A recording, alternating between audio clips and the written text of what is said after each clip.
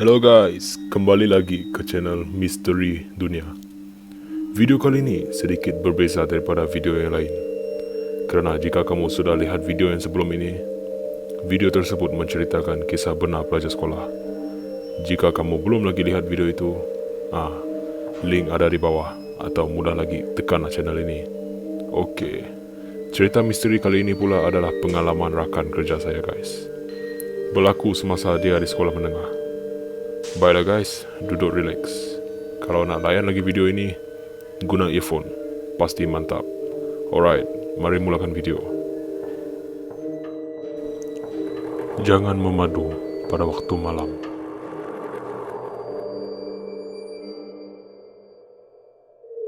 Kejadian berlaku semasa umur aku 17 tahun. Bapa aku merupakan pemandu lori di sebuah syarikat yang terletak berdekatan dengan rumah kami. Aku merupakan anak tunggal, tidak mempunyai adik-beradik. Oleh kerana itu, aku tidak mempunyai sesiapa yang berumur sebaya untuk bergaul bersama. Tambahan pula pada cuti persekolahan ini. Jadi, aku telah membuat keputusan untuk mengikuti bapa aku yang akan memulakan perjalanannya ke sebuah lokasi yang agak jauh, mulai pagi esok. Aku mula berasa gembira dan tidak sabar setelah bapa aku setuju untuk membawa aku bersamanya.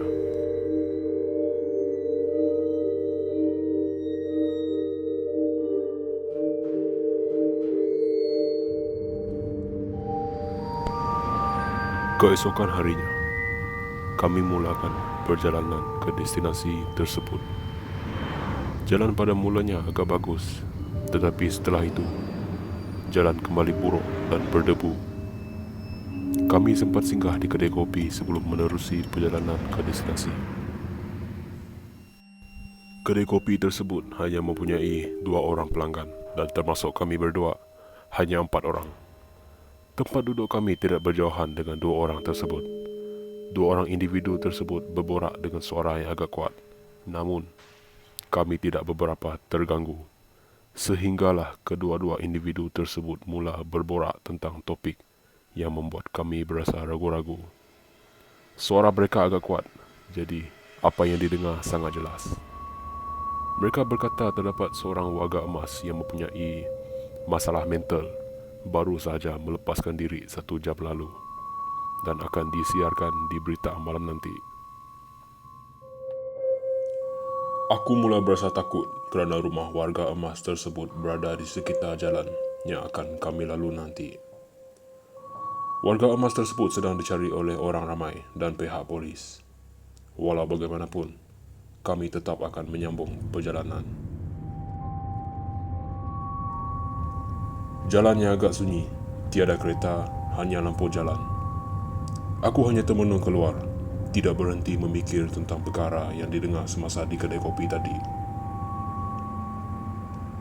Selepas beberapa lama kemudian, kami ingin mencari tempat untuk berhenti kerana ingin membuang air. Jadi, kami berhenti di sebuah kawasan yang agak luas. Selepas selesai membuang air, aku ingin mengambil telefon bimbit di dalam kereta. Sebelum tiba di pintu kereta, aku terkejut melihat terdapat seorang individu tidak jauh dari kami. Dia sedang menuju ke arah kami.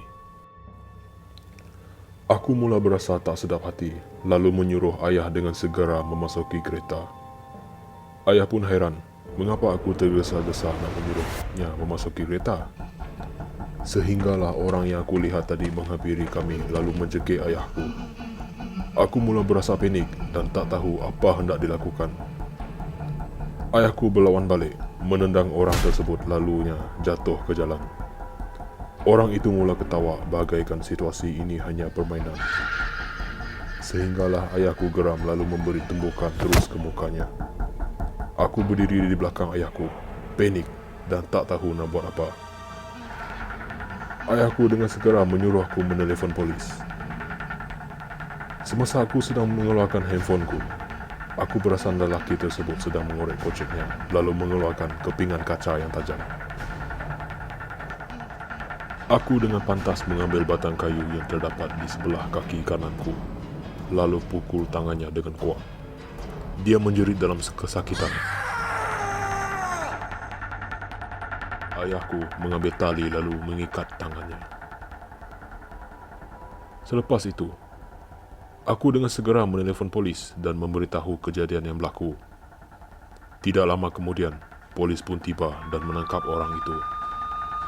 Polis pun mengatakan bahawa dia adalah orang tersebut yang dicari-cari orang ramai. Semasa polis menyoal dia hanya diam dan tidak bercakap apa-apa. Dia hanya ketawa sambil melihat ayahku. Polis pun membenarkan kami jalan dan biarkan mereka yang uruskan lelaki tersebut. Semenjak itu, ayahku mula berasa menyesal memandu kenderaan pada lewat malam.